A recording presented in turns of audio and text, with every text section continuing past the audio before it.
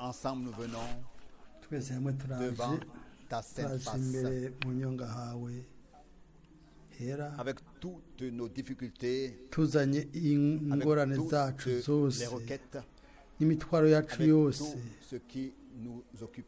n'ibintu byose Seigneur, biduhagaritse umutima mwami Sois proche de nous, ube hafi sois yacu présent. ube hano Accorde-nous utwemerere la force et le courage pour croire uduhe inkomezi et te prendre zo kwizera au mot kandi tugufatire ku ijambo ryawe ku ijambo et ryawe être dans l'attente tube muri de ce que mu tes kurindira promesses kw'amasezerano sont yawe oui, amen. ari yego kandi ari Et c'est amina pour cette raison que nicyo elles gituma doivent trouver leur accomplissement. agomba kuronka Seigneur, ugusohora iminsi yose mwami Sanctifie weze cette salle, sanctifie nos kino cœurs, kibanza weze imitima yacu purifie nos pensées, nos weze sentiments. n'ivyiyumviro vyacu n'ivyo twiyumvira Avec uduhe toi hamwe et avec ta nawe parole. hamwe n'ijambo Seigneur, ryawe mwami viens parmi nous, uze hagati yacu parle et agis, uvuge kandi ukore sauve, guéris ukize et délivre ukize ingwara ubohore uduhezagire de la plénitude de ta grâce. umwuzuzo w'ubuntu bwawe izina ryawe Sois sanctifié, ryubahwe que ton règne vienne ubwami bwawe buze et que ta volonté soit faite. ni ibyo ugomba bikoreke mwami C'est le désir profond iyo niyo nyota y'imitima yacu maintenant ubu d'être trouvé dans ta ko volonté, twaba turi mu kugomba kwawe dans ta parole, dusangwe mu ijambo ryawe conduit par urongore ton esprit. na mwemu wawe yera À toi seule l'adoration, à toi seul l'honneur. ntuhabwe gusengwa n'ibyubahiro izina ryawe ryera ry'igiciro amen Vous pouvez vous asseoir. amen amen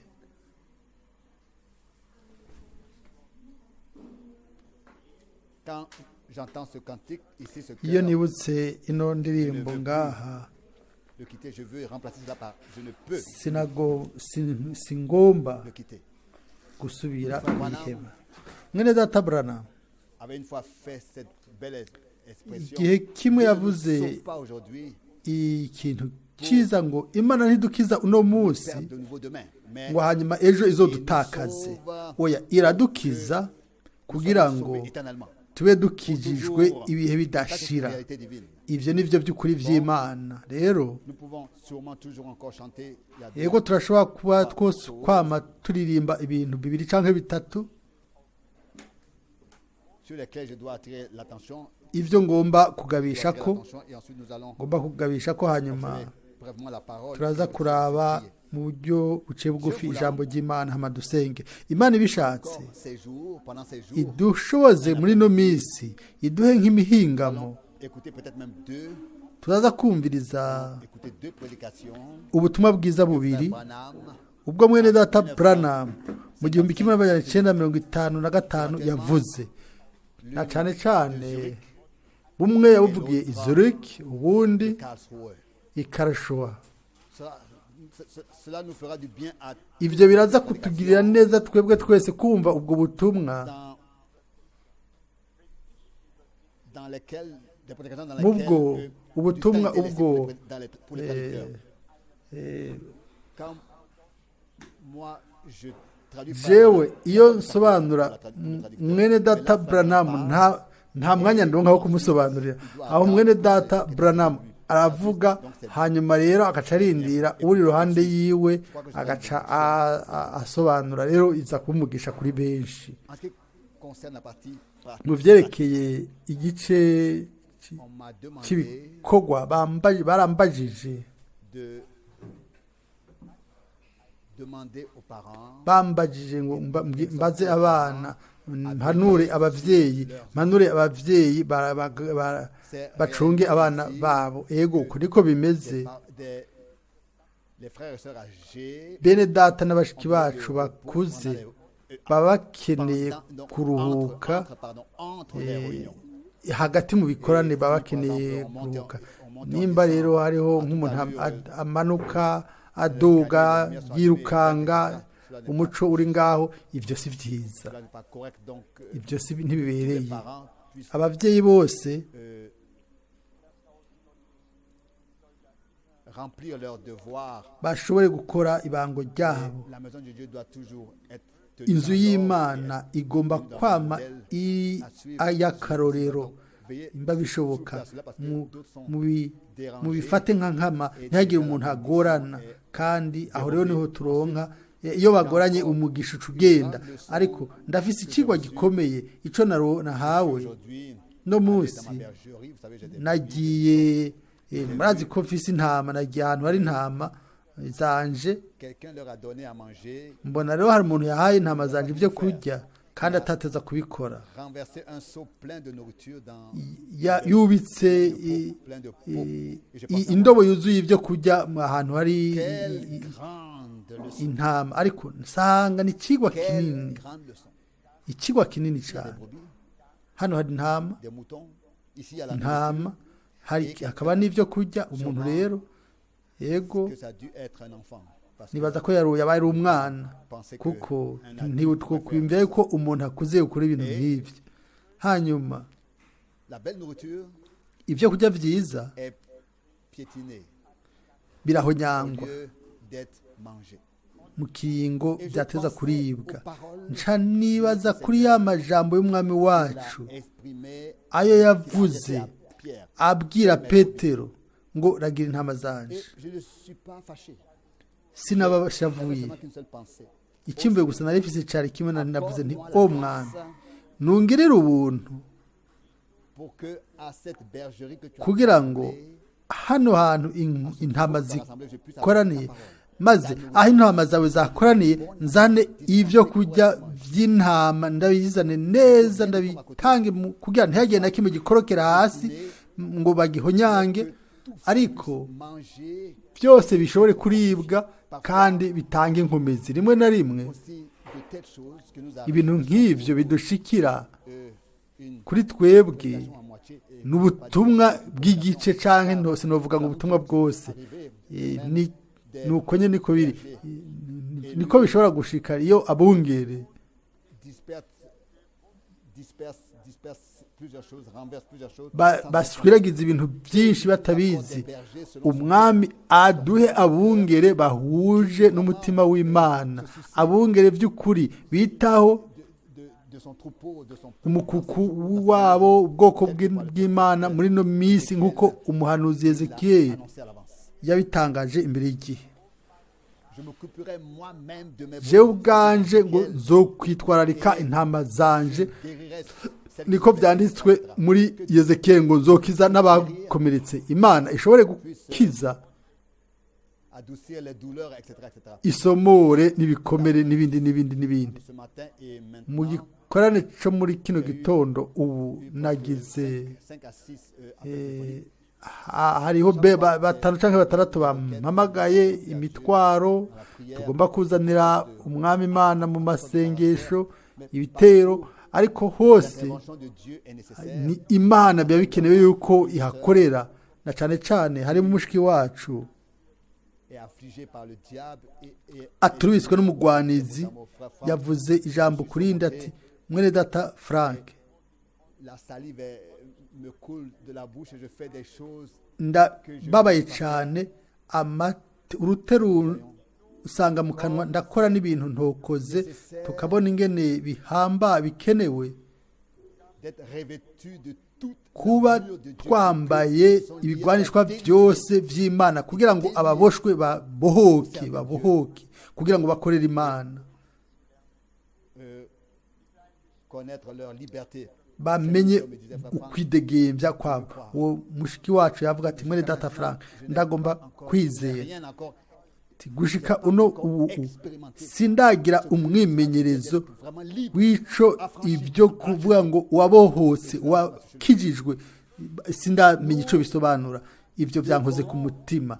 Dutegerezwa Nous devons nous dutegerezwa familiariser avec ce fait. kwimenyereza ico kintu, ico gikorwa Un évangile ko atari ubutumwa ubwo ari bwo bwose dutangaza kugira ngo bibe ikigwa ku bizera oya ni ubutumwa bwiza bwa Yesu Kristo ni ubushobozi bw'Imana ibyo nibyo dutangaza ubwo nibwo tuvuga turizera yuko Yesu Kristo ejo uko yari ari n'uno munsi twoza gusa turi mu mero imeze neza mu mitima yacu kugira ngo umwami akore iminsi yose Imana yahamye ikoresha abantu kugira ngo ivuge no gukora aho rero naho nyene mwene data Branham yaravuze ati umwuzuzo wose w'Imana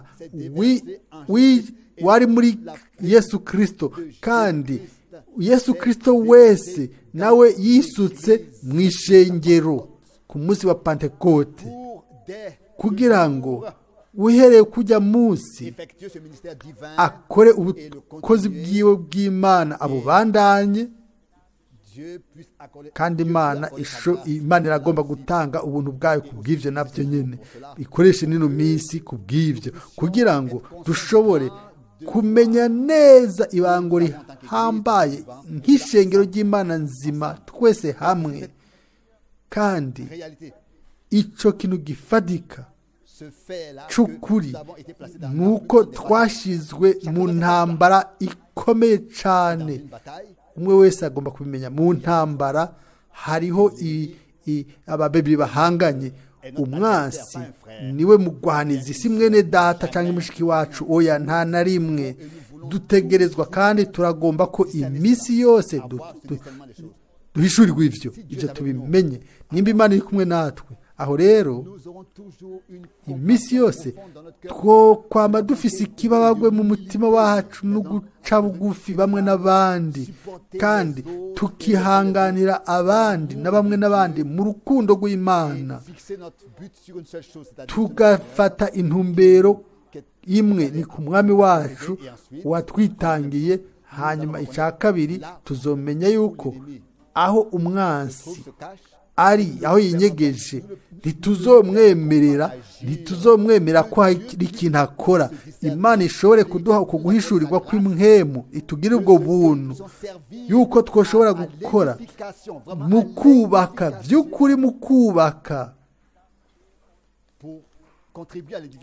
kugira ngo Imana ishobore kuduhezagira iduhe kandi kuba umugisha ku bandi nagomba yuko imbere yuko twosenga dusome muri cya kigabane nyine tubandanye gusoma twasomye muri kano gatondo muri Matayo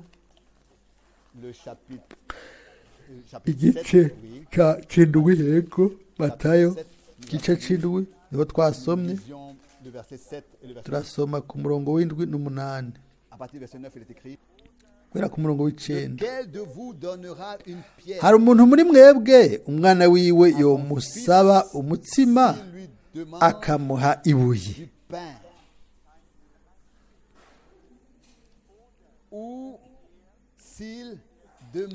canke yomusaba ifi akamuha inzoka none mwebwe ko muzi guha abana banyu ingabire nziza muri babi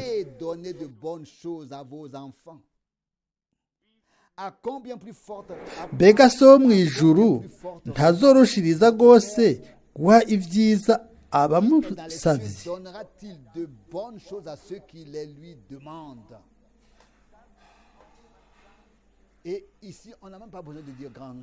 aha rero ntitugomba no kuvuga ko ibintu birebire cyane tugomba gusa kwakira mu mutima ibyavuzwe n'umwami kandi mu kwizera tubyakire mbega ibyo biremereye kuri twe kutwizera kwizera ko data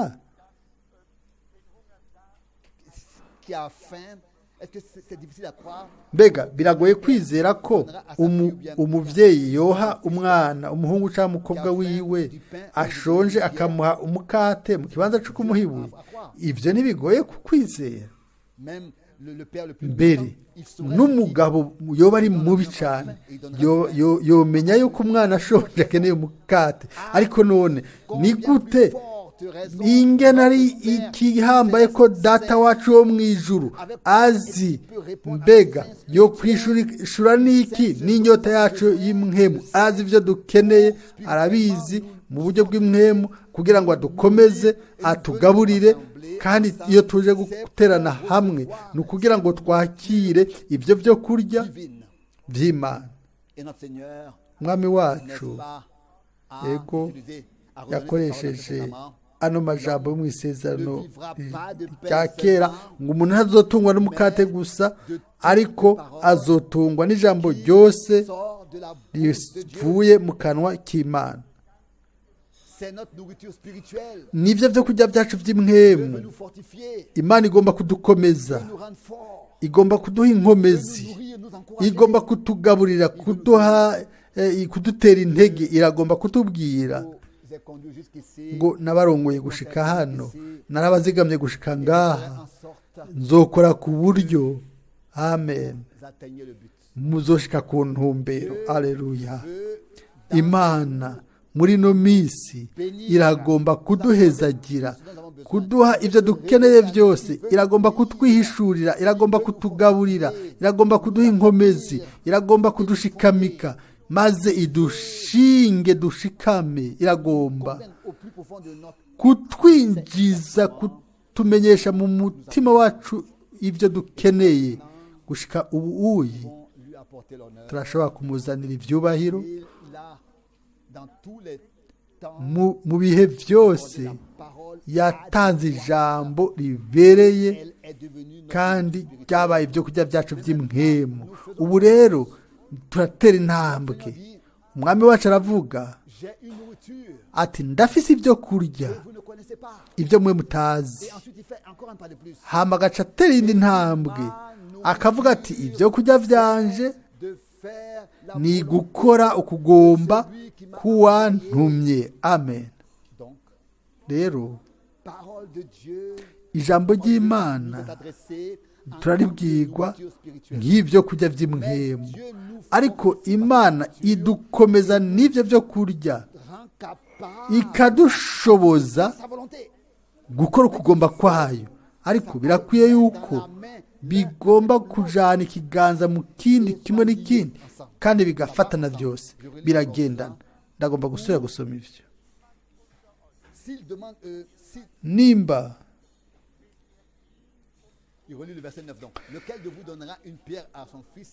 umurongo w'icenda, hari umuntu muri mwebwe umwana wiwe yomusaba umutsima akamuha ibuye, canke yomusaba ifi akamuha inzoka?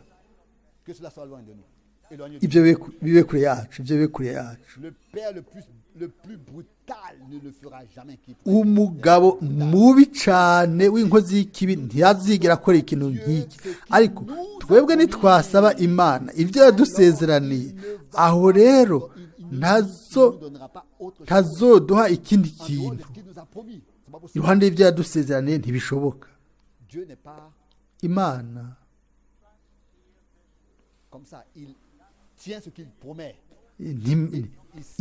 irazigama icyo yasezeranye. Aha rero hashimitswe kuri iki ngo none mwebwe ko muzi guha abana banyu ingabire nziza muri babi, mbega so mu ijuru ntazoroshiriza rwose guha ibyiza abamusavye?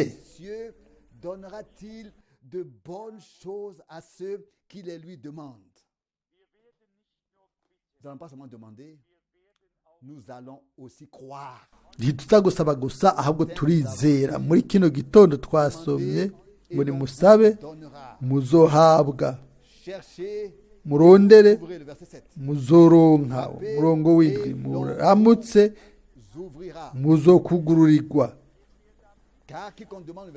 kuko usaba wese ahabwa. Umurongo w'umunani, urondera aronka, uramutsa yugururirwa. Hanyuma y'ibyo isobanuro ngo mbega ninde muri mwebwe yoha ibuye umwana wiwe amusabye bukate? Umurongo w'icenda, canke amusabye ifi yomuha inzoka? ninde existerait, ninde yobaho n'aurait pas compassion de ses enfants qui lui demandent yo atogirira imbabazi abana biwe atomenya ibyo abana biwe bakeneye n'importe quel père ne Umu- pourra le faire. papa wese uwo ari we wese Renoncera à son propre pain et le donnera à ses enfants. yoheba umukate wiwe agaca ahereza abana biwe ariko data wacu wo mu ijuru mwiza aragomba ibyiza byacu Il ne Amen. il veut rien. nta kindi kintu na kimwe agomba ntaco agomba kutwima mu byo yadusezeraniye byose aragomba kubiduha Avec amen cette parole, il y a encore une grande hamwe n'aya majambo hari ikigwa gikomeye bifatanije biri ku murongo wa 12 tout ce que vous voulez, nuko ibyo mugomba ko abantu babagirira byose faites-le de même. mube ariko mubagirira namwe Car c'est la loi kuko et ivyo ari ibyagezwe le prophète. n'ibyavugishijwe n'imana Ça, c'est une parole très forte. iri ijambo ry'inkomezi ibyo murindiriye ko abantu babakorera ibyo mugomba ko abantu babakorera abandi babakorera ni mubibakorere namwe ni mubanze mubibakorera Leur, premièrement. ni mubibakorera ubwa mbere mu kidage Faites-le leur le premier. banze mu bikora ubwa mbere twebwe turagomba kurindira yuko abandi badukorera ikintu oya twama tuzi iminsi yose ingene umwe wese agomba kumera yo kwirongora ingene yovuga ibyo atovuga ibyo yokora byose ibyo twese turabizi kumbure Je m'égare, je me trompe.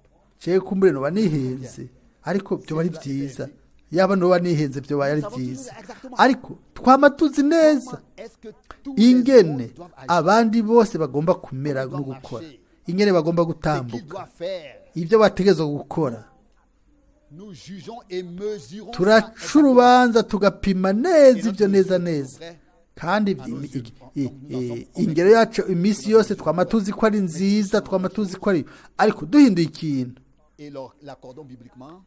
tukaca tukiranya na bibiliya hano haranditswe ngo reka nsubire kubisoma Tout ce que vous nuko ibyo mugomba ko abantu voulez que les hommes babagirira byose faites-le de même mube que ariko mubagirira car namwe c'est là kuko ibyo ari ibyagezwe s'accomplit la loi et les prophètes.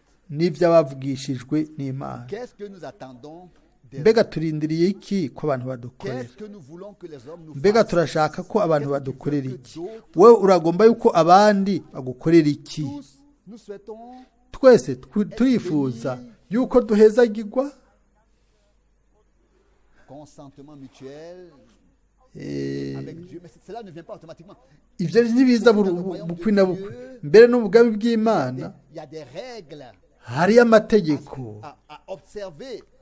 agomba kubahwa mu cyongereza En anglais, ce verset est appelé uwo murongo witwa icyagezwe cy'izahabu muri bibiliya en or. Chaque icyagezwe enfant, cya bibiliya dimanche, umwana wese mu ishuri ryo kwa mungu arazi uno murongo quand il s'agit ariko iyo de voir ari quelle est la ukumenya règle en or. ngo mbega ni irihe tegeko Alors, ry'izahabu ils savent tous, ici, il est écrit bose barazi dans ngo Matthieu, ici, haranditswe la no muri règle matayo d'or, hano comme titre, ngo dans Matthieu 7, verset 12. eh, Matthieu 7, verset 12. matayo La règle indwi d'or.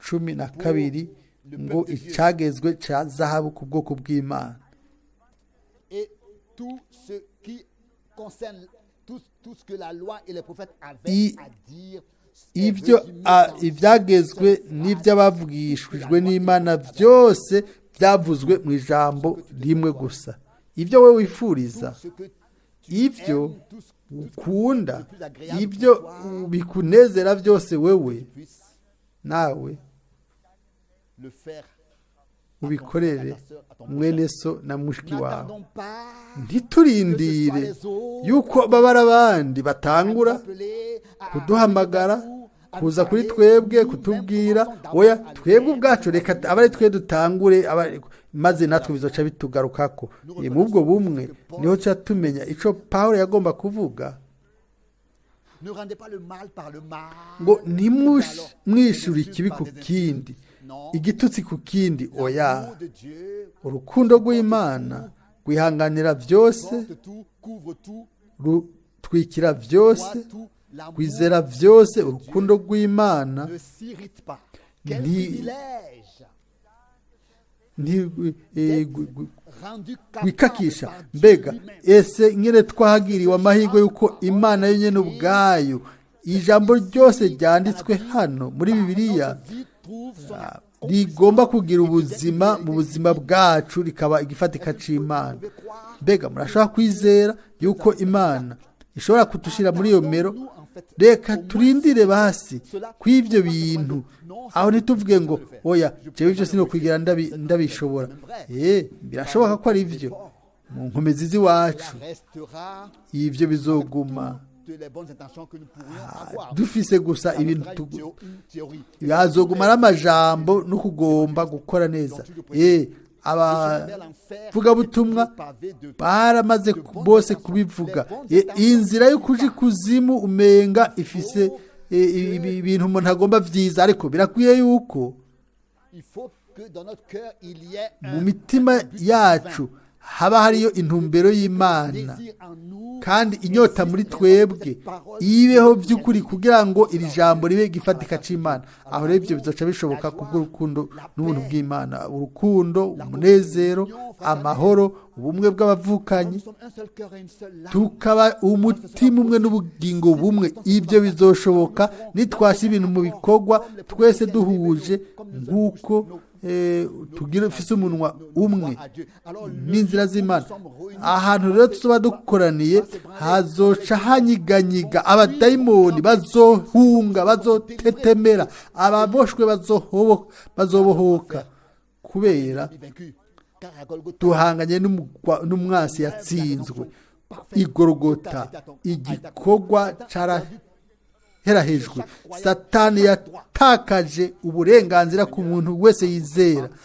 Raba umwami yahuye n'umugore yagenda yunamye, maze bukwi na bukwi umwami amubwira ijambo, aramubabwira ati uyu mugore umukobwa w'Aburahamu qui pendant 18 ans est affligée par mu myaka 18 yaratubitswe na Satani wa mugwanizi. Est-ce qu'elle ne doit pas être délivrée Mbega ntiyagomba kubohokwa? Byari iki? Yaraje pour sauver? yaje kugira akize, kugira akize ingwara, kugira abohore. Des mots à mots. Yaravuga ijambo ku rindi. Fils de l'homme n'est pas venu ngo umwana w'umuntu ntiyaje pour kugira condamner le ngo monde, mais acire ku iteka isi, ariko kugira ngo isi ikizwe nawe. Ubwo nibwo butumwa cet bwiza, évangile kandi ubwo butumwa bwiza ne peut pas être séparé de celui qui a apporté la rédemption. ntibugomba gutandukanywa n'uwazanye agakiza, kandi abacunguwe ntibagomba gutandukanywa n'uwabacunguye. Dès que la création nk'uko ukurema est l'expression du Créateur, c'est ainsi ari que les rachetés ikintu c'umuremyi, nico kimwe abacunguwe nabo mu gikorwa co gucungura umwami wacu Yesu Kristo yaduhaye. d'un côté Ku ruhande rumwe Créateur et la umuremyi création, n'ibyaremwe on apporte ensemble. byose bica La bija hamwe. création est en relation avec le Créateur. Et Ibyaremwe ensemble. bifise ubumwe Là, on n'uwabiremye. doit arriver à ce même point. Bigomba gushika ahantu rero aho umucunguzi n'abacunguwe n'abakijijwe bagomba kugira ubumwe, bakagira ubumwe umwe n'uwundi. Mu byaremwe ibintu byose bigenda neza nk'uko uwabiremye yabikoze. Umuco urabisanya nijoro, agatasi n'urushana n'iki. Ikibazo kiri hamwe n'ishengero ry'Imana nzima n'uwacunguye. Ikibazo, ingorane ni wewe hamwe nanje mu gucungurwa, kandi dutegerezwa gutangazwa n'urukundo rw'umwami wacu n'ukwihangana ukundi gusha.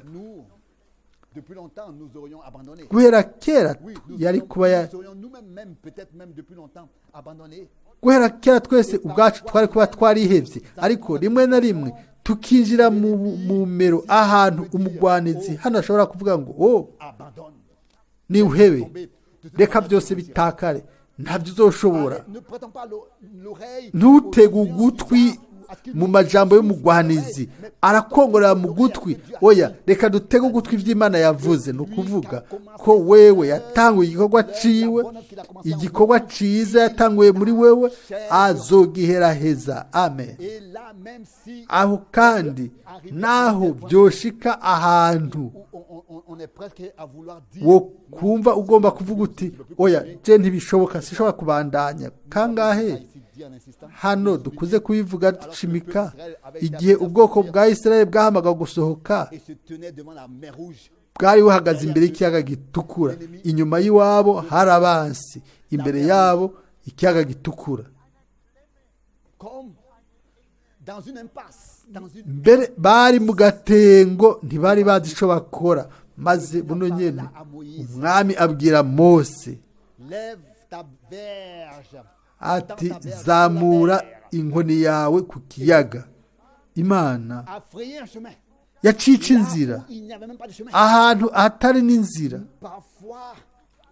Rimwe na rimwe turashobora kuza ahantu by'ukuri atanzira iriho, mu buryo bw'umuntu atanzira, hanyuma tugaca dutekereza nta yandi mahirwe tuba dufise no guhamagara umwami kumuririra.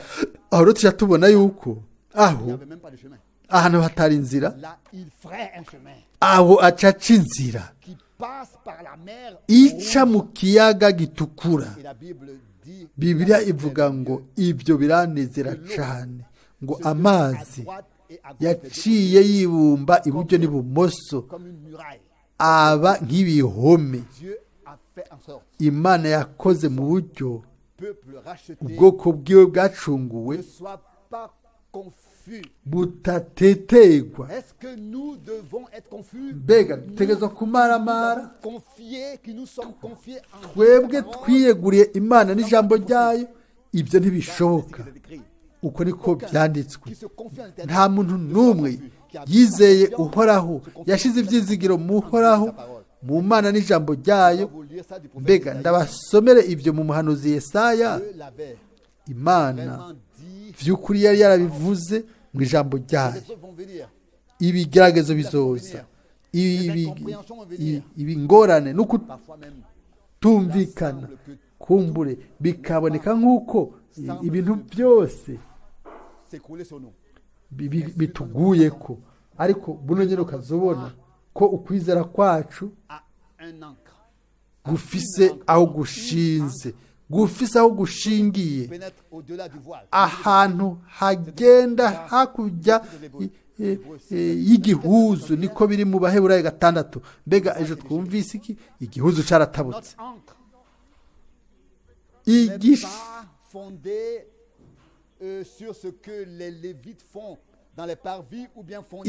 Ico twubakiye ko ntikiri ku byo abarewe bakora canke abaherezi bakora hera cane. Oya, ukwizera kwacu kubakiye muco Imana yakoze ahantu haheraho mu ijuru. Aho rero twaramaze gutabagwa. Amen. Tuca ku muherezi tugaca dushikira imbere y'Imana ubwayo, aho tukaronka ubushobozi bushasha, inkome zisha. Nta wundi muntu tuba tubona iruhande ya Yesu Kristo wabambwe kandi wazutse. Amen. Kandi warohawe ububasha bwose mu ijuru no mu isi. Amen. Kuri jewe ni ukuri kw'igiciro, ariko bose umwe wese agira umwimenyerezo ku ruhande rwiwe. Mbega wewe ukwizera kwawe gushingiye hehe? Iburyo n'ibumoso, mu barewu canke mu baherezi? Ahantu ahera bakora ibintu kumbure atari iminsi yose bimeze neza. Aho rero twese twosha tumaramara, ariko nimba twatahuye yuko Imana iri ahera hahera ariho yihishuye, aho nyene hakaba hariyo isanduku y'isezerano, ni ukuvuga intebe y'ubuntu iri hariya ahera hahera. Maze aho rero niho twinjiye. dans le lieu très saint, niho dushingiye hakurya y'igihuzu, même si les tempêtes menacent, naho plus ibihuhuta byohuhuta on se sent réfugié, n'ibyahuhuta cyane, niho duca twumva yuko dans la présence de Dieu. dukingiwe ahera hahera cyane, ariho dufite ubuhungiro. Ndanezerwa cyane iyo ndose ubuhungiro, iyo imiyaga yohuhuta n'ibihuhuta bigahuhuta, ariko mfise ubuhungiro, jemba nibereye mu buhungiro, nta kimpagarika umutima. Iyo nibereye mu buhungiro, ndashobora no kugenda hanze ahantu hakingiye, mbere ndi ahantu kuri barko hakingiye imituragaro n'imiravyo byose, mba nitekaniye kuko mba ndi mu buhungiro. Ariko bakundwa nabe, nta muyaga, nta gihuhusi coshobora kudutwara nimba ukwizera kwacu gushika hakurya y'uruhuzu, imbere y'isanduku y'isezerano, imbere ahera hahera cyane, ahatangirwa ibimazi. Aho rero hanze ibintu bishake bituragare, ubuhungiro dufise twakiriye ico Imana yaduhaye, tugashikama mu Mana imbere yayo, nk'uko mwene data Branham yatanze ako karorero. Wa muntu yariko yihata akora n'inkomezi ngo afate ukuboko k'umwami, uwo muntu yaciye yumva ngo erega si wowe umfashe, ni jewe, ni ikiganza canje kigufashe, nico kigufashe. Niba twategerezwa kumufata ukuboko, mbega ni kangahe twobura inkomezi, ariko we niwe adufashe, niwe adufata ukuboko mu biganza vyiwe byacumiswe. Ivyanditswe vyera bivuga ngo twakorongoshowe mu biganza vyiwe. Turagomba yuko muri no misi tumenya ko Imana yakoze ibihambaye muri twebwe. Yaduhamagaye ngo dusohoke, ariko si kugira ngo dukore idini rishasha canke dukore politike y'idini. Oya, aravuga ati mu munsi aho nzokora muzoba muri ubutunzi budasanzwe. Imana yafatanije n'ivyo intumbero ikomeye cyane, yaraducunguye. Inshuro ya nyuma i Zurich narabivuze kumbure yuko ubwina bw'umugambi wose w'agakiza ni ishengero ryacunguwe,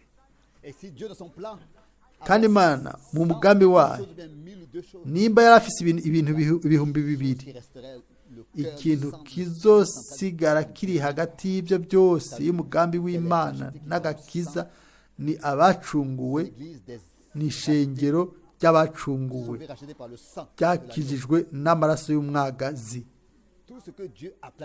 Ibyo Imana yateguye mu mugambi wayo wose ni byiza kuri twebwe, ariko ubwina bw'uwo mugambi ni ugucungura abo bose bazobona mu nyonga y'Imana. Mbega ubuntu! Twebwe ntitwaje ku nkengera canke oya, turi mu mutima w'Imana, tugize umutima ibwina bw'Imana mu mugambi w'agakiza w'Imana. Nico gituma Imana ivugana natwe mu buryo bw'ibwina butomoye, bwinjira bunyengetera. Iragomba guheraheza muri twebwe gufata ibintu minenegwe, ariko ireme muri twebwe akamo ko gutabaza, maze nk'uko ibyanditswe bivuga ngo mutima wanje borogera Uhoraho, tabaza Imana nzima. comme une biche nk'uko nk'uko impongo inyotewe niko nk'uko impongo inyotegwa niko umutima wanje unyotewe Imana. Ibyo bihimbare umwami ireme muri twebwe ukwizera kubw'ijambo ryayo rigera ry'igiciro, maze kubw'uko kwizera iduhe inkomezi n'ukumvira dushobore kubahuka, dire comme Pierre, tuvuge nka Petero à ta parole. ngo kubw'ijambo ryawe. Mbega byari bimeze gute? Avait dit à Pierre Umwami yari yabwiye Petero de venir le rejoindre sur ngo amusange agendera ku mazi, ati nuze nuze. et il n'y a pas de rue, il n'y a pas Nta de barabara ryari ririho, ntaho guhonyora hariho. Petero yaciye atangura kugendagenda yizeye, aragenda alors qu'ils agendera ku mazi, maze amaze kuronka ukundi kwizera nta na kimwe yarose. Maze murazi ibyo yavuganye n'umwami, ati mwami, ijoro ryose twarovye nta na kimwe twarose, attrapés, pas nta na kimwe twashoboye gufata, nta n'ifi n'imwe. jeter les Umwami aravuga ati tere rusenga iburyo. et un vrai prêcheur sait qu'on ne peut pas jeter le filet la journée, on va rien attraper. Umuntu rero azi kuroba arazi ko ku muranga atawotere rusenga. Aravuga ati mwami, kubw'ijambo ryawe. Mbega habaye iki? Kubw'ijambo ryawe, Il a dit cette kuko wabivuze, puissance de la foi de uko kumvira gukora ikintu kuko umwami yakivuze, icyo cyaratanze ikintu, à tel point que les ku buryo menaçaient insenga de se déchirer. zagomba gucika. Qu'est-ce qui s'est passé avec les disciples? Hari habaye iki hamwe n'abigishwa? Crainte de Dieu. Baciye baronka gutinya Imana, baramenya Que ça c'est yuko wari umwami par wacu. sa parole. Kubw'ijambo ryiwe turashobora kuryegurira, Même si c'est contre toutes les naho byoba binyuranye n'ibyumviro byose by'umuntu byiza. Nimba ari umwami yabivuze, ibyo bizoba. ça a lieu encore aujourd'hui. Ibyo kandi birabona umunsi. Ndabona Le frère Gaël est ici. mwene data Gahera hano naryohewe, Il était malade à mort. yaragwaye gushika gupfa. Cet endroit, Murazi hano hantu c'était dans notre cœur. ingene biba biri mu mitima yacu, Touché. Imana ishobore kumukorako. Twarasenze, Un témoignage merveilleux maze yatanze intahe nziza cyane que Dieu a yuko fait Imana yakoze ibintu muri we. à ta parole. Kubw'ijambo ryawe Si nous faisons quelque chose parce que le Seigneur, nitwakora ikintu kuko umwami atubwiye kugikora, en tant que frères et sœurs, que nous pouvons, nka bene data na bashiki bacu tugakoreranira, et que nimba twakozwe ko, maze umuntu wese aza mu masengesho ngo bamusengere, saisir la même chose, nimba yaje muri uko kwizera yakozwe ko atari ibiganza by'umuntu ou bien c'est pas l'huile, canke amavuta yo gusigwa ayo bashira ku gahanga kawe, oya s'abantu, oya sibo ufitaniye ikibazo nabo, ariko ni ibintu bikorwa mu ishengero bihuye n'ijambo ry'umwami. Twe dukora gusa ni ukumvira. Mbega Mariya kera yavuze iki? Si muri rusange, oya, ariko yaravuze ati nibimbere nk'uko wabivuze, nibimbere nk'uko wabivuze. Imana itubwira twebwe umwe ku ruhande rwiwe, hanyuma tukabivuga mu kwizera ngo nibimbere nk'uko wabivuze. Amen. cela se réfère Ibyo bifata icyitegererezo ku isezerano ryose iryo umwami à donner dans sa parole. yaduhaye mu ijambo ryiwe. Aho rero S'accomplira aussi hazosohora kandi ibyo dusoma hano. tout ce que vous voulez que les Ibyo mugomba ko abantu babakorera, faites-le de même. namwe aba ariko mubagirira. C'est un clair texte. Un texte clair. Pas besoin d'interprétation, pas besoin d'explication. Ibikeneye isobanuro nyinshi, Le de même pour eux. namwe Nous mubibakorera. attendons de tous les Ibyo frères. turindiriye kuri bene data bose na bashiki bacu, ibyo dushaka ko Ce qui est badukorera, agréable pour nous, ce qui est Ibi- agréable pour nous, ibihimbaye kuri aimable pour twebwe, nous, nous voulons ibyo tugomba kandi byiza, le faire pour les autres reka tubikorere et le faire abandi, aux autres. kandi Alors nous tubikorere remarquerons abandi. Tuzoja tubona yuko bya bindi nyene de tout notre cœur, sincèrement, hamwe nous avons n'umutima wacu souhaité wose au ibyo prochain, twifurije alors, uwundi sur nous, bica bigaruka kuri twebwe cela à double portion. ibyo kandi imigabane ibiri kuko imana irafise ubushobozi bwo kugwiza yego byose imana yabishizeho ngo bigwire kandi imana irashobora kugwiza ukwizera kwacu ikagukomeza irashobora guhishura mu mitima yacu isobanuro y'ayo majambo yose nimba mwe muri babi ibyo ni umwami yabivuze nta muntu n'umwe ari mwiza kandi umwami ego irindi rimwe hari umuntu yaje kuri Yesu aramubwira ati mwigisha mwiza umwami aca aramukosora buno nyene ati nta muntu n'umwe ari mwiza kiretse Imana yonyene aho ntiyavuga nk'umwami yamwishuye nk'umwana w'umuntu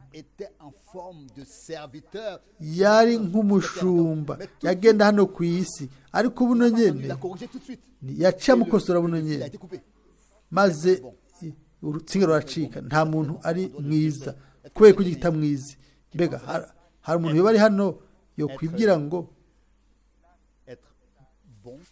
ni mwiza agaca yiha ubwiza oya bisobanura yuko amaso y'uwo muntu ntaruguruka ntaratahura ko Imana ari Imana yera umuriro utemagura ata muntu n'umwe ushobora guhagarara imbere hano haravugwa ngo mwebwe nimba muri babi ko muri babi mukaba muzi guha ibintu byiza abana banyu mbega ni kangahe so wanyu ari mu ijuru azoha ibintu byiza abamusaba amen twebwe ntabyo dusaba bidasanzwe nta kintu na kimwe muri ino si two kwifuza cyangwa intumbero two kwifuza yindi kiretse kurindira umwami wacu kubandanya ubuzima bwacu ariko umutima wacu uragomba kugira umwimenyerezo w'Imana kugira ubuzima bw'Imana ndagomba ko n'amaso yanje nzobona uwo munsi aho isezerano ryose ryo mu ijambo ry'Imana yacu rizosohora imbere yacu mu mitima yacu mu buzima bwacu Imana ni Imana y'ibifadika y'ukuri ibyo kandi iminsi yose twama tubishimikako ibintu byose bivuye ku Mana bigarura ku Mana bikatwunga hamwe n'Imana bikatuhanya n'Imana ni iby'ukuri by'Imana ugutsindanishirizwa ukwezwa imbabazi ukuzura n'Imana byose yego byose ni ibintu by'ukuri twakira ibyo mu kwizera tuvuge mu mitima yacu tubivuge mbere n'iminwa yacu tuti mwami ibyo byose ni iby'ukuri byabaye ibintu bifatika by'Imana mu gihe ku musaraba igorogota wapfa imbabazi ni ikintu Imana yamaze kuduha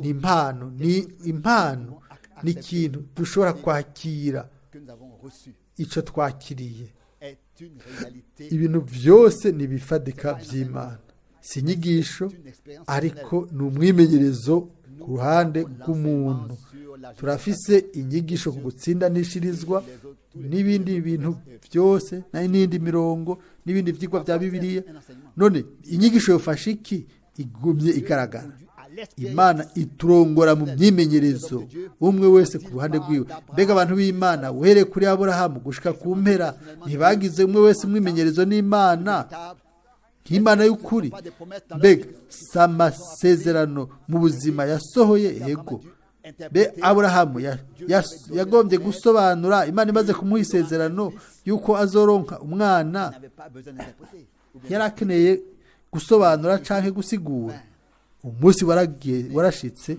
Isaka aravuka ijambo ry'isezerano riba igifadika. Ico cari ikivuye, ntiyari isobanuro canke isiguro, oya igifadika. Dushobore mu kwizera kubifata. Niba ijambo ry'Imana risohora, iyo ijambo ry'Imana risohora, aho Imana ntikeneye abantu 100 basobanura canke basigura, oya ikeneye abantu 100 bizera, maze isezerano rikaba igifadika. Niko vyamye biri, niko bizokwama bimeze no kumpera. Mu gihe Simoni yinjiye mu rusengero, ntiyafashe isobanuro mu biganza vyiwe, yafashe igifadika c'Imana mu byo yari yarasezeraniwe. Yaronse agasongero k'ivy'Imana yari yaravugishije abavugishwa bayo bose. Aravuga ati, mwami, ubu rero nureke umusavyi wawe yitahukira amahoro, kuko amaso yanje yabonye agakiza k'Imana, atari inyigisho, atari insobanuro z'abantu. Oya, nimba muri no misi twumva isobanuro zitandukanye n'isobanuro wowe n'umubaro mu mitima wacu, Imana si umuntu isuguma ibintu ngo imbere yayo ibisobanure. Oya, Imana icunga ijambo ryayo kugira ngo hanyuma irisohoze. Vyose bizoba igifadika c'Imana. Ukuzuka kw'abasinziriye muri Kristo, uguhinduka kw'abasigaye ari bazima muri we, ukuzamurwa, uguhura n'umwami mu kirere, umunsi mukuru w'ubukwe bw'umwagazi, byose bizoba igifadika c'Imana. Bizoba igifadika c'Imana. Nico gituma n'umutima wacu wose dushima ko Imana nyene ukwizigirwa idukomeze, kugira ngo twese dushobore kumva ukungene Imana ari nziza kuri twebwe, ingene Imana itugombera ivyiza, ntiza ifise inkoni canke ikimoko ngo idukubite. Nk'uko umupapa agirira imbabazi abana biwe, niko Imana igirira imbabazi abayubaha. Ariko si kugira ngo idukubite idusangangure, ariko iza kugira ngo ihagurutse abababaye, ikize ingwara abagwaye, ikize isomore, ikize abadashobora kwikiza, ifashe abadashobora kwifasha, ibohora ababoshwe, isohoza ijambo ryayo muri umwe wese. Uko niko dusanga Imana mu ijambo ryayo. Gushika n'ubu sinigera numva yuko yoba yarahindutse. Oya, ni yahindi nyene, uko yari ejo n'uno munsi ni kwiri ibihe bidashira. Reka dufate ibi tubitware mu mitima yacu. Ibyo mugomba yuko abantu babavugako, ibyo babakorera, ibyo babiyumvirako, namwe nimubibakorere. Uko niko bizogaruka kuri twebwe, kuri umwe wese mu ruhande rwiwe. Umwami Imana ashobore guhezagira bino vyanditswe mu buzima bwacu, ibigire itegeko rya zahabu mu buzima bwacu. Turagomba yuko havugwa ibintu byiza gusa kuri twebwe. Oya, tangura ntusubiye kuvuga ikintu kibi, kwimvira ikintu kibi kuri mugenza, kuvuga no kwiyumvira. Mwene data, ndavuga amajambo ya mwene data Branham, ijambo kurindi yaravuga ngo urashobora kuvuga umwe wese ukavuga ikintu ciza. Rero utabishoboye reka ceceka. Nimba uzi ko hariho mwene data atakintu ciza uwo muvuga ko atakintu ciza, ceceka, ntihajya ico uvuga. Ariko niwa serangura neza ibintu, uzosanga mu muntu wese plusieurs choses sont dites sur lui. aho umuntu bavuga ko ibintu bibi byinshi Mais ça et ça et ça, uzosanga uti ikiya niki na kiriya c'est positif, c'est bien. Et c'est ça que vous allez ibi ni relever. byiza Retenir. fata ibyo rero uca uvuga ibyo hazoca haba Alors, iki je vais vous dire que les ndagomba kubabwira écluses yuko du ciel eh, vont s'ouvrir. Un fleuve amarembo de y'ijuru azoca yuguruka imigisha myinshi ata muntu yoshobora gutegera. Reka nababwire mu Il y en a kurangiza beaucoup. hariho Et benshi après l'enseignement, inyuma y'inyigisho il y en a qui parlent de l'enseignement comme ça. Qui hariho abavuga inyigisho yavuzwe muri rusange yazanywe bakavuga kuri ibyo. Oya, igihe cyashitse rero aho dutegerezwa gufata neza tukakira inyigisho ikaba ubuzima bw'iwacu bwiharije. Iyo nyigisho ndeka bimere uko inyigisho kugira ngo dukore mu buryo bw'impwemu ntiduhagarare ahantu runaka cyangwa ngo twonde. Oya, reka dukure tubyibuhe mu kwizera. Umwami ari hagati yacu avugana natwe nka papa, nk'uko umupapa avugana n'abahungu n'abakobwa biwe abo agombera ibyiza. Turazi ko Imana itugombera ibyiza, idufise ko ibyiyumviro by'amahoro n'agakiza tubyizere mu mitima yacu. Ico gifata umutima gishikama gishike hakurya y'uruhuzu, maze tubeho muri ubwo bushizi bw'amanga yuko Imana yacu izoheraheza igikorwa icyo yatanguye muri twebwe twese. Mwese murashaka kubyizera? Amen. Duhaguruke dushimire umwami. Turagomba kuguma twunamishije imitwe mu gutekereza, dushishikare imbere y'umwami. Hariho bamwe bari mu ntambara y'imbere, bene data na bashiki bacu. Uno munsi mwishikanire umwami, mube imbohe z'umwami, ntimugume mumatanye n'ibyaha. Uno munsi umwami aguteze ugutwi, umucunguzi wawe aguhaye ikiganza, arakiza. Ntariko ararega, nta na kimwe ariko arakurega, ariko aragufasha, arakubohora, arabaharira ibyaha, ayuzuza n'Imana, arakiza indwara. Uno munsi ubu ibyo birashobora gukoreka. Ibihumbi n'ibihumbi babigizemo umwimenyerezo barashobora gushinga iyo ntahe. Nawe we uno munsi urashobora kugira uwo mwimenyerezo. Bishobora kuba umunsi mwiza cyane w'ubuzima bwawe, ushobora kuba umunsi mwiza w'ubuzima bwawe, kuko uwo ni wo munsi mwiza uwo Imana yatanze igihe Yesu yaza mu buzima bwanje bw'umwijima. Mbega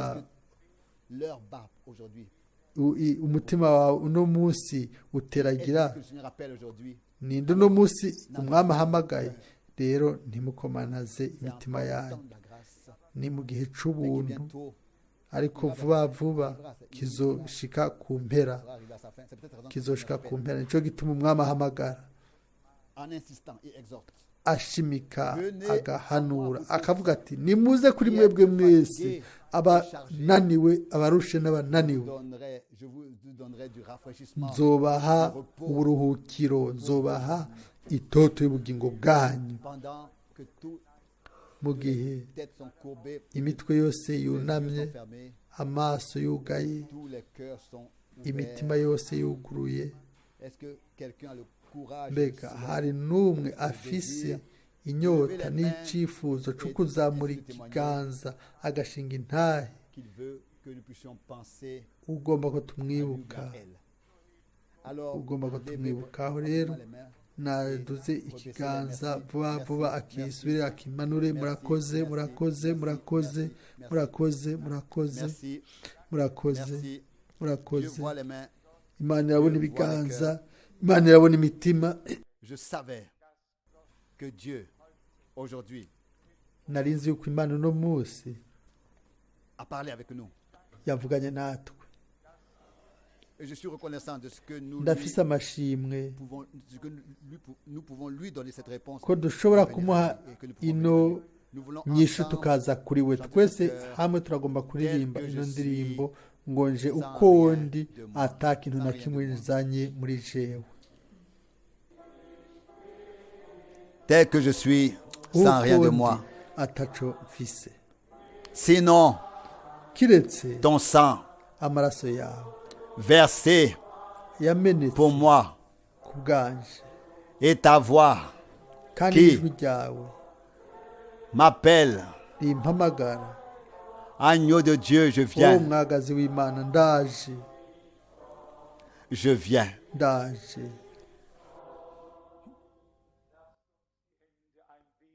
Levons un peu les mains turaduza dans ibiganza la consécration en nous donnant mu au Seigneur. Chantons encore kwiyegurira ce umwami dusubiye turirimbe ino ndirimbo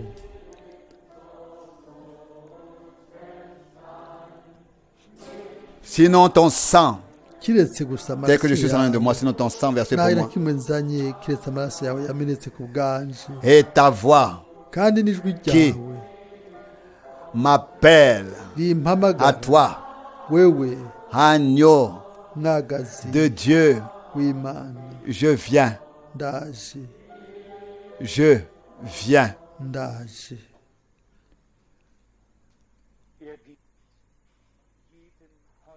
Aujourd'hui, uno munsi il accorde la même promesse comme autrefois. aduha amasezerano nk'amo ya kera nguza kuri Je jewe le rejet. sinzomuhinda namba Il accueille et il arakira accepte. aremera Maintenant, il ubu reçoit, il accueille et il reçoit. arakira Maintenant, croyez-le, vous êtes rachetés. nimubyizera vos fautes, mubyizere mwaracunguwe amakosa yanyu n'ibyaha byanyu qui est pardonné. byaratangiwe impungano byarahariwe ku musaraba igorogota amen Acceptez mubyemere cela dans la foi. mu kwizera Ce qui vous reste encore ibisigaye à faire, c'est de dire ni merci au ukuvuga Seigneur. muti urakoze C'est de rendre mwana grâce à Dieu et dire ni ugushimira Sauveur, imana ukavuga uti mucunguzi tu mourus pour mwizigirwa moi, warampfiriye tu as souffert pour moi, wababajwe ku tu t'es bwanje laissé blessé, meurtri wemeye pour moi, et tu kwicwa m'as ku bwanje racheté, tu m'as warancunguye sauvé. Je viens warankijije maintenant à toi, ubu ndaje accueille-moi. kuri wewe Et unyemerere alors, la certitude de la foi maze ubushizi bw'amanga bwo kwizera bwuzura imitima yacu accueillie, accueillie. Et nous waratwemeye pouvons pour toujours être enfants de watwakiriye Dieu. turashobora kuba abana b'imana ibihe byose ku bw'ubuntu Nous bw'imana prions encore ensemble. turasenga kandi Je twese voudrais demander hamwe au frère Gaël ugomba gusaba mwene data qu'il puisse gayire encore prier. ashobore kandi gusenga Père Céleste, nous te remercions data wo mu ijoro turagushimiye de tout notre cœur pour ta parole que nous avons pu écouter. umutima wacu wose ku bw'ijambo Nous te remercions twumvise pour la turagushimiye pleine rédemption. kubwo agakiza kuzuye Tu nous as laissé voir une lumière brillante watwemereye ko tubona umuco qui est apparue dans waka ce monde. wakiye muri ino si L'étoile de Bethléem brille encore inyenyeri y'i aujourd'hui, betelehemu iracaka Et- n'uno munsi atteint les cœurs de ceux qui viennent à toi igashikira sincèrement. imitima y'abaza Je te kuri remercie, wewe Seigneur, n'umutima pour ces w'ukuri jours que nous avons ndagushimiye pu vivre mwami ici. ku minsi twabaye Car hano tu as kuko Préparer quelque chose pour nous, wateguye ikintu waduteguriye pour que nous puissions kugira ngo dushobore venir à toi, le Dieu kuza d'éternité, kuri wewe de mana y'ibihe ce que bidashira turagushimiye yuko tu es venu sur cette terre waje pour kuri nous ino si racheter, kugira pour ngo nous ducungure sauver. kugira ngo Nous dukize louons turashima ce sang saint et ayo divin maraso yera Nous remercions y'imana turagushimiye pour cette rédemption, kubwo Parfait. ko kuducungura gutunganye que les hommes puissent reconnaître kuko abantu tous ceux qui sont ici ntibamenye dans cette salle, abari qu'ils soient hano muri kino saisis cumba et bose re- bakogwe et ko par la puissance de cet kubwo esprit n'ubushobozi bwa mpemu est yera répandue une fois pour toutes sur toute wasutswe chair. rimwe burundu ku bari Que n'umubiri les cœurs et les bose bouches soient ouverts pour te louer et te imitima remercier. n'iminwa yuguruke kugira ngo igushimire hari ikintu waduteguriye C'est twebwe notre reconnaissance niyo que nous mashimwe t'apportons. ayo Nous te tukuzaniye louons et nous t'exaltons turagushima turagushira hejuru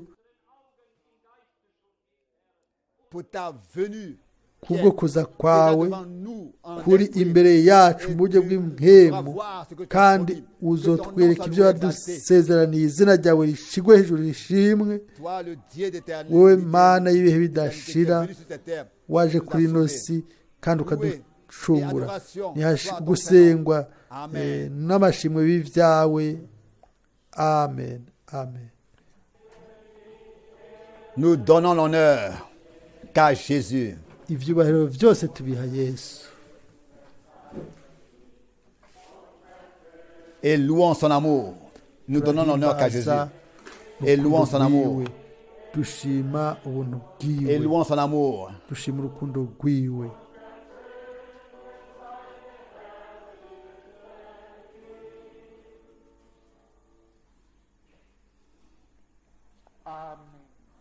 Amen. amen Amen. Que le Seigneur vous bénisse. umwami abahezagire